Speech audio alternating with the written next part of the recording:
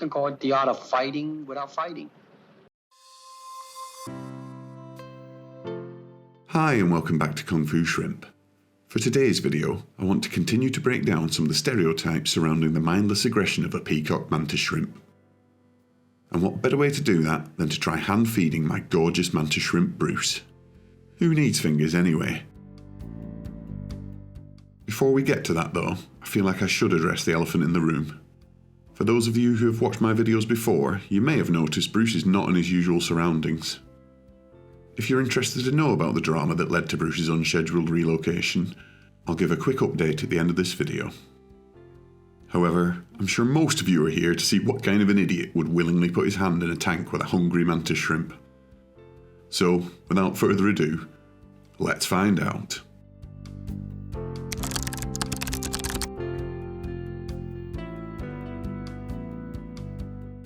For the first attempt, I decided to focus on one entrance and waited. Only for Bruce to scare the crap out of me as he sneaked up from the opposite direction.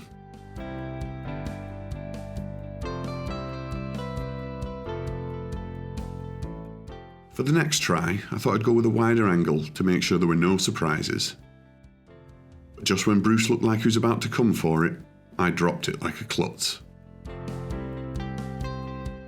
And Bruce didn't look like he wanted to give it back so I could have another go.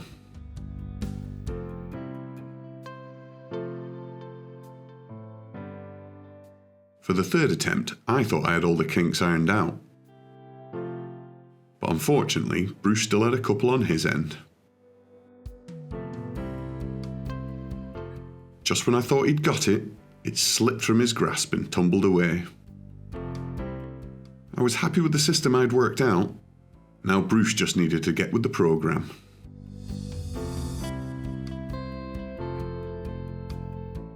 On the next try, I thought we were going to have a repeat of the drop. But this time Bruce held on, and we finally got our first successful hand feeding.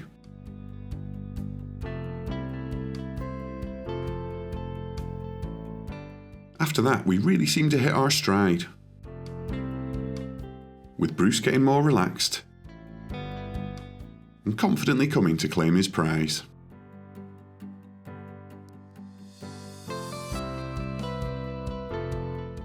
And now Bruce is usually waiting patiently by his entrance, and comes straight out when I offer him anything.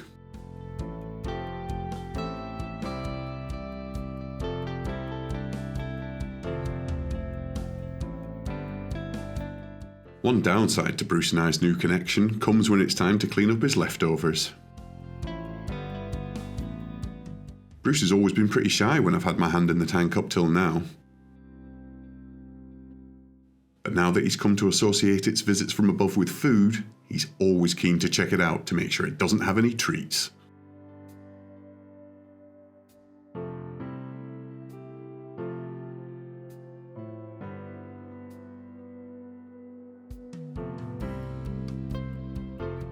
Of course, there is an easy solution to that particular problem.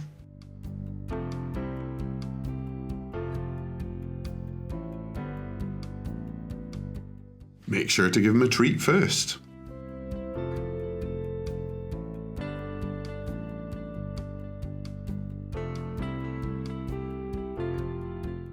After that, he's perfectly happy to allow me to tidy up his place a bit.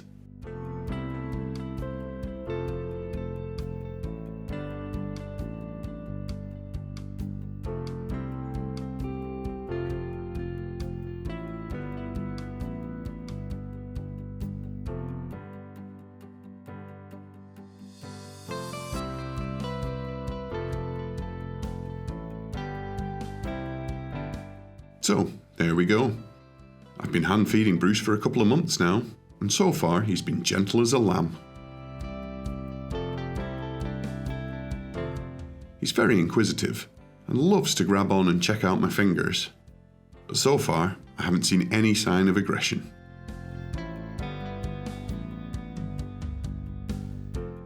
The only issue I have seen is that sometimes he's more interested in playing with me than having his meal. But that's not much of an issue in my book.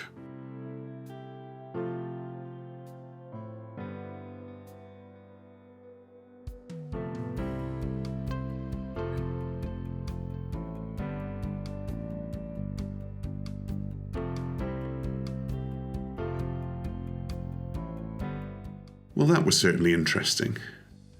I must admit, when I first decided to try hand feeding, I really thought I was going to get hit at least once.